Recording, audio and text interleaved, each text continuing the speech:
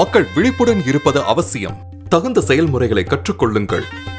அதன் விளைவாக இயற்கை பேரிடர் அபாயங்களை தவிர்க்கலாம். பாதுகாப்பு செயல்முறைகளை பின்பற்றுவது உயிரை காக்கும். அதை பின்பற்ற நீங்கள் தயாரா?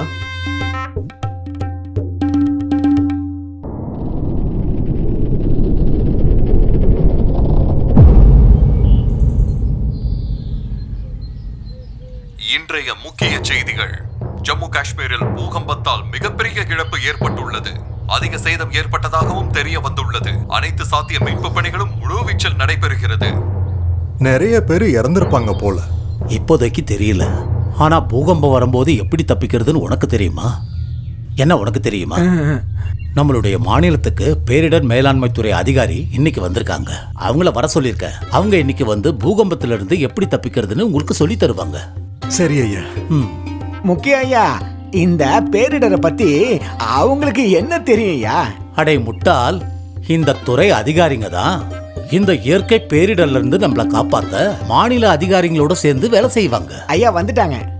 வணக்கங்க. வணக்கங்க. வணக்கம். ராதிகாமா, எங்க கிராம மக்களுக்கு பூகம்பத்திலிருந்து எப்படி தப்பிக்கிறதுன்னு வழி தெரியல. சரி, எப்படின்னு நான் சொல்றேன். பூகம்பத்தோட அபாயத்துல இருந்து தப்பிக்கிறதுக்கு சில விஷயங்களை தெரிஞ்சுக்கிறது அவசியம். நான் உங்க எல்லாருக்கும் ஒரு படம் காட்டுறேன். அந்த படத்தை பார்த்ததுக்கு அப்புறம் உங்க எல்லாருக்கும் எவ்வளவு புரிஞ்சதுன்னு சொல்லுங்க. சரி, வாங்க வாங்க.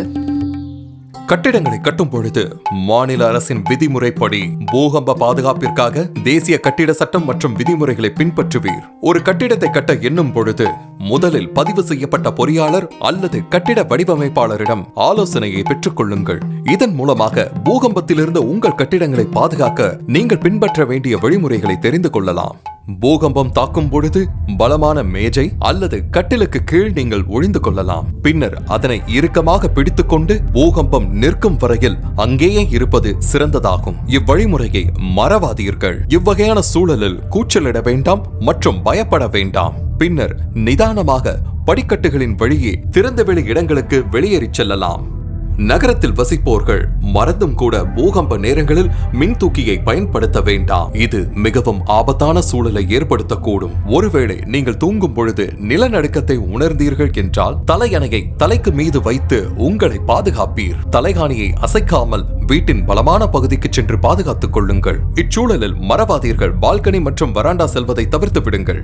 உங்கள் படுக்கையின் அருகே உள்ள சுவரில் வரைபடங்கள் அல்லது கனமான பொருட்கள் எதையும் பொருத்த வேண்டாம். நீங்கள் சாலையில் நடக்கும் பொழுது பூகம்பம் ஏற்பட்டால் உடனடியாக அருகில் உள்ள விளக்கு கம்பங்கள், மின் கம்பங்கள் மற்றும் மரத்தின் அருகே செல்வதை தவிர்த்து விடுங்கள். பின்னர் நிதானமாக பொறுமையாக ஒரு திறந்த வெளிக்கு செல்லுங்கள். ஒரு வாகனத்தை இயக்கும் பொழுது பூகம்பம் ஏற்பட்டால் உடனடியாக வாகனத்தை ஓரமாக நிறுத்த வேண்டும். உடனடியாக வாகனத்தில் இருந்து வெளியேறி பாதுகாப்பான இடத்திற்கு செல்லுங்கள். மறவாதீர், பூகம்பத்திற்கு பிறகு எவ்வித மேம்பாலங்கள் மற்றும் பாலங்களில் செல்வதை தவிர்த்து விடுங்கள். அரசாங்க அதிகாரிகள் ஆய்வு செய்து பாதுகாப்பை உறுதி செய்த பின்னர் பயணிக்கவும். பூகம்பம் நின்ற பிறகு வீட்டின் சுவர்களை நன்றாக ஆய்வு செய்து எந்த சுவரிலாவது விரிசல் ஏதேனும் ஏற்பட்டுள்ளதா என்பதை உடனடியாக கவனியுங்கள். இப்போ உங்க எல்லாருக்கும் புரிஞ்சதா பூகம்பம் மாதிரியான பேரிடர்ல இருந்து உங்களை எப்படி பாதுகாத்துக்கிறதுன்னு? இப்ப இவங்க எல்லாருக்கும் புரிஞ்சிருக்கும்னு நான் நினைக்கிறேன்.